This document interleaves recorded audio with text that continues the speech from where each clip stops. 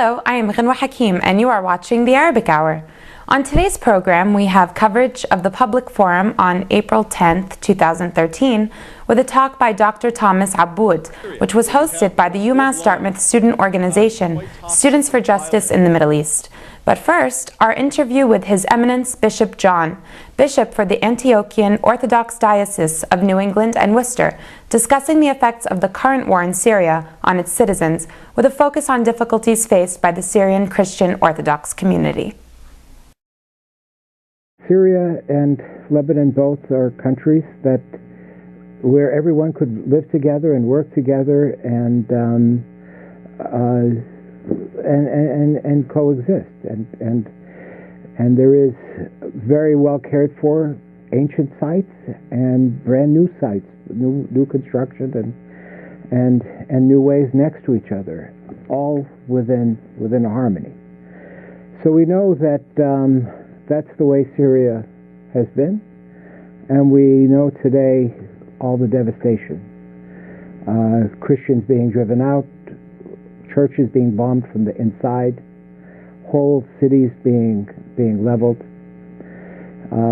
So for sure we know that there's mass devastation. The war in Syria has devastated a culturally rich nation. Syria is home to several historic communities of faith who together have created a diverse and vibrant society valued and appreciated by all Syrians. The current war in Syria, which started for political reform, has escalated into a proxy war with regional and international dimensions, bringing foreign powers from the United States, Russia, Iran, Israel, Turkey, and the Gulf states to the Syrian stage.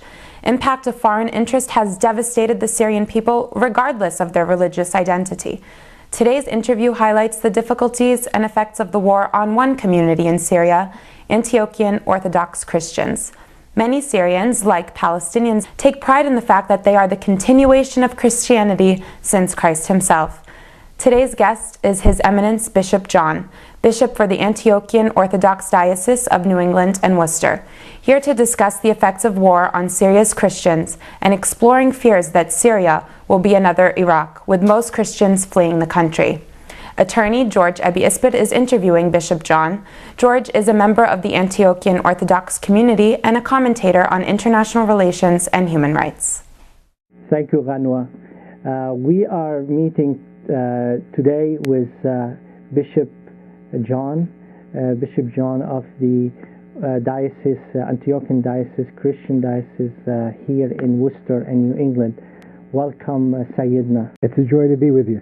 Thank you for joining us. You have been installed recently to the diocese here in. It's about a year and a half since I was elected. But I grew up here in Boston. I left in 1975 for seminary, but have had lots of opportunities to come home. So this is really very special for me to be able to be back after 37 years. Now, the diocese here in New England is historic, has been here for... Some of the oldest parishes, the original parishes of our archdiocese are here in New England. Lots of the churches were established between 1900 and 1915, and so it's always been a very stable Orthodox community here in the Boston area.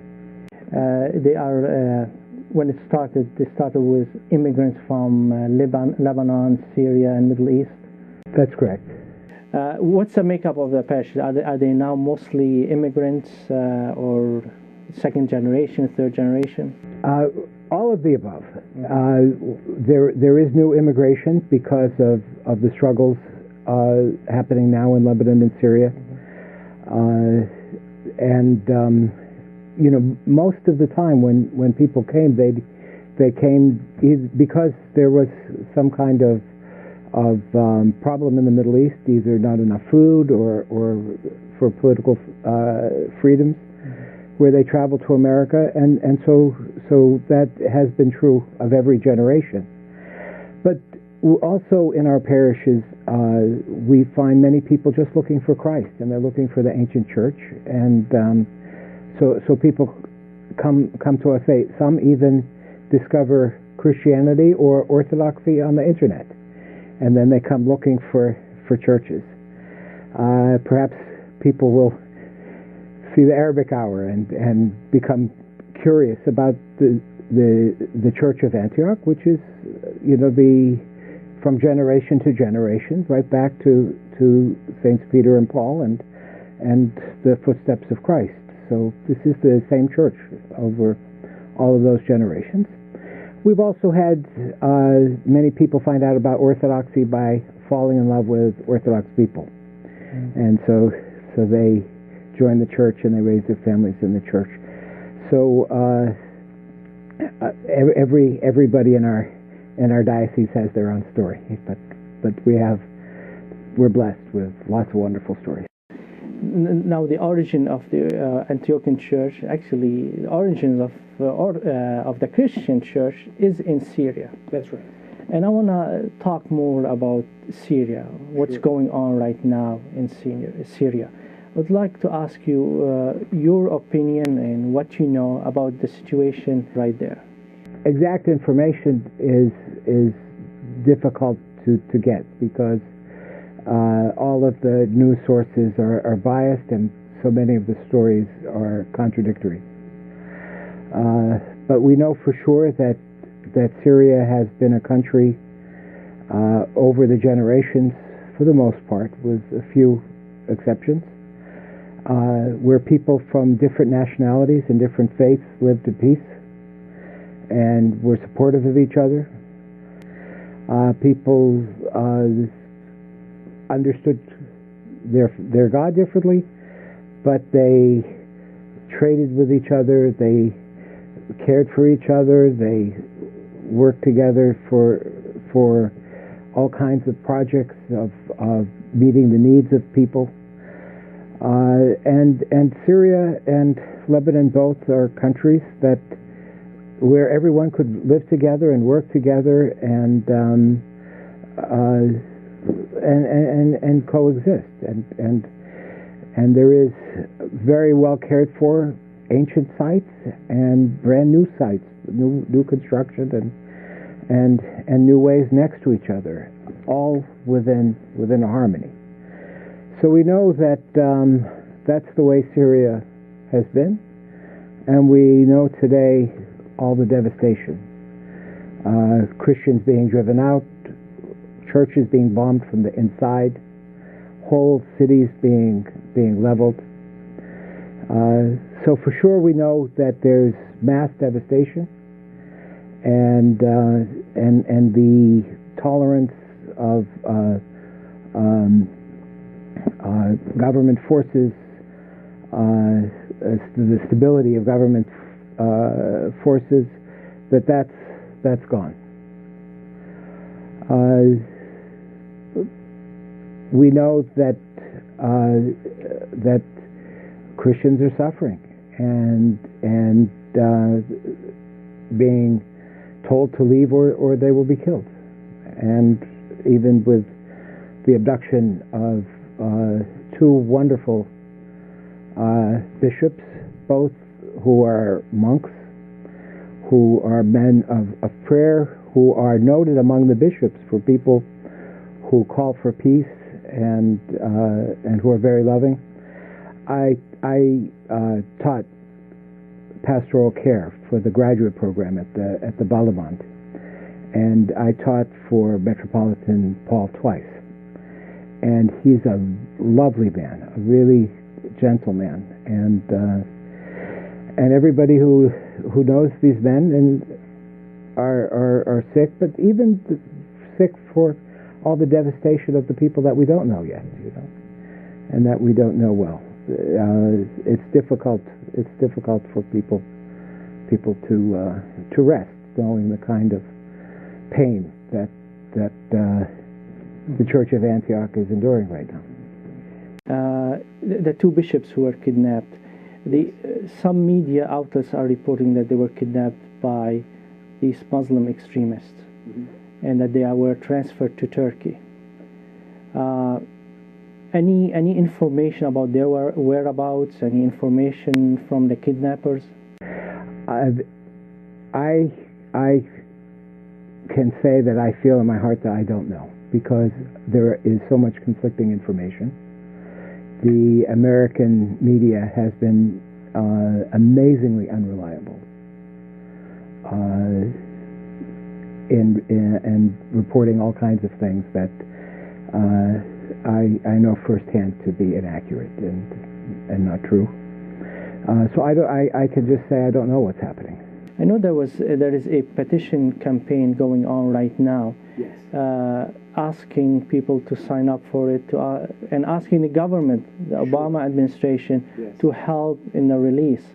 I was surprised that we here in America, we have to ask our government to act in a situation like this. Has the American government been proactive in handling the situation of Christians in Syria, and especially the kidnapping of these two bishops? I think that because the American government has been giving money to the so-called rebel forces, that the American government should be able to apply some influence because because we're giving them money. I'm third generation American, and I can't understand the kind of actions our government is promoting in this particular case. It doesn't make any sense to me. If we say that we love democracy, it has to be a democracy where the human dignity and rights for people, regardless of religion, is respected. Democracy that says you can kill everybody you don't like, that's not what I learned in American school, American civics, that democracy is supposed to be. And America was founded on the opposite of that. It was founded for religious freedom. So again, I'm not a student of politics. I don't understand what our government could possibly be doing here. But with that said, our government is supplying money there, and so hopefully we can beseech our politicians to do the right thing and not support these terroristic acts and kidnappings and the like, and to return these bishops to us. There was a letter dated April 26 that was sent to Secretary Kerry. It was signed by a large number of bishops, Orthodox bishops. Yes. It's the Assembly of Canonical Orthodox Bishops. Yes. In it, you clearly come up front and you say that religious minorities, including the Christian population, have been targeted for extinction in an attempt to create an Islamic state in Syria and to impose Sharia law as the law of the land. Is this what's going on in Syria? This is what the so-called rebel forces are reporting themselves. This is what they're saying, that is their intention. So that's where, that's my understanding. That's what the rebel forces are claiming. Now, these extremists with this agenda, what danger do they pose to Christians in the Middle East? Christians die from bullets and swords the same way anybody else dies from bullets and swords. So our faith in Christ doesn't prevent our bodies from being destroyed by other people who have the will to hurt others. Now, the situation before the uprising started, or the insurrection started in Syria, right before it started, or at its start, a delegation a fact-finding delegation went from here, from the church here in North America, the Orthodox Church, visited Syria. Yes. And actually, I believe it was around September of 2011 when the problems starting to heat up there. Can you tell us more about the delegation and what they did? I wasn't part of the delegation, but the delegation were clergy from a variety of backgrounds and nationalities, and they were looking for facts. And at that time, they found the government of Syria to be stable.